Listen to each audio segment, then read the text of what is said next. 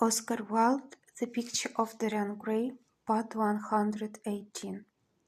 "What do you want?" he gasped.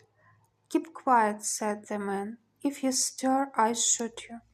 "You're mad. What have I done to you?" "You wrecked the life of Sybil Vane," was the answer, "and Sybil Vane was my sister. She killed herself. I know it. Her death is at your door. I swore I would kill you in return. For years I have sought you.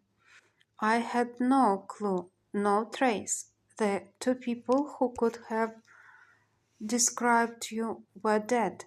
I knew nothing of you but the bad name she used to call you. I heard it too, tonight, by chance. Make your peace with God, for tonight you are going to die." Dorian Gray grew sick with fear. "I never knew her," he stammered. "I never heard of her." "You are mad. You had better confess your sin, for as sure as I am James Vane, you are going to die." There was a horrible moment. Dorian did not know what to say or do.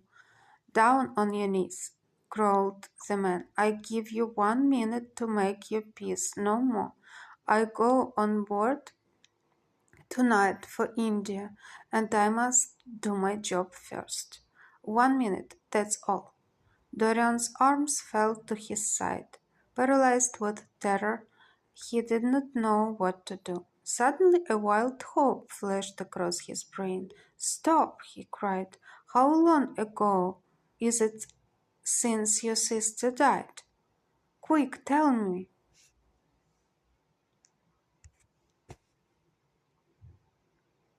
18 years, said the man. "Why do you ask me?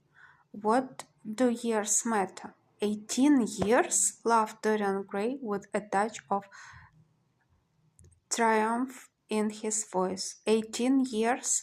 Set me under the lamp and look at my face. James Vane hesitated for a moment, not understanding what was meant. Then he seized Dorian Gray and dragged him from the archway.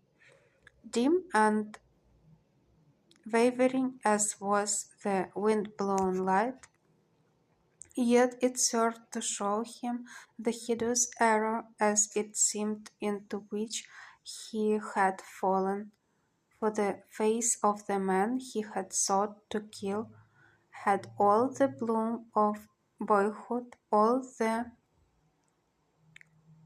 unstained purity of youth. He seemed little more than a lad of 20 summers, hardly older, if older indeed at all, than his sister had been when they had parted so many years ago. It was obvious that this was not the man who had destroyed her life.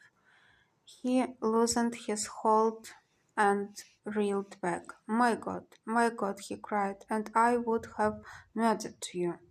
Dorian Gray drew a long breath.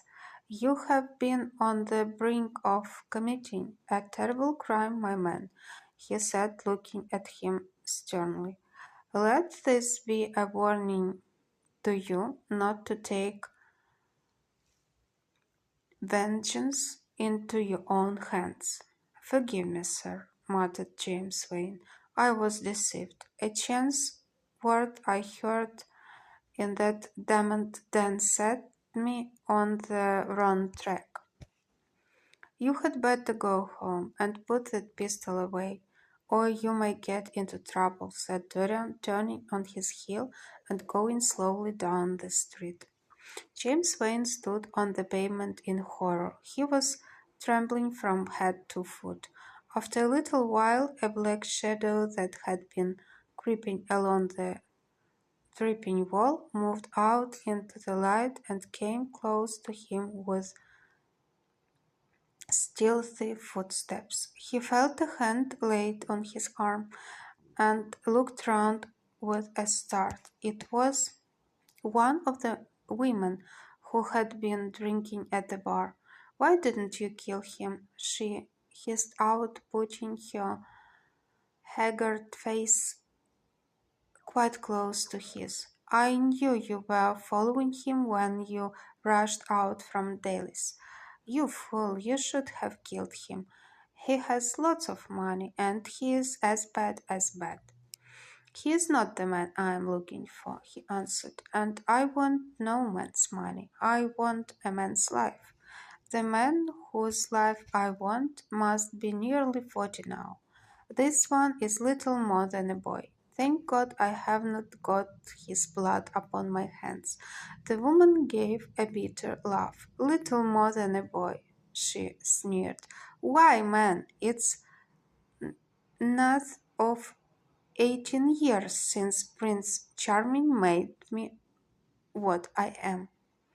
You lie, cried James Vane. She raised her hand up to heaven. Before God, I am telling the truth, she cried.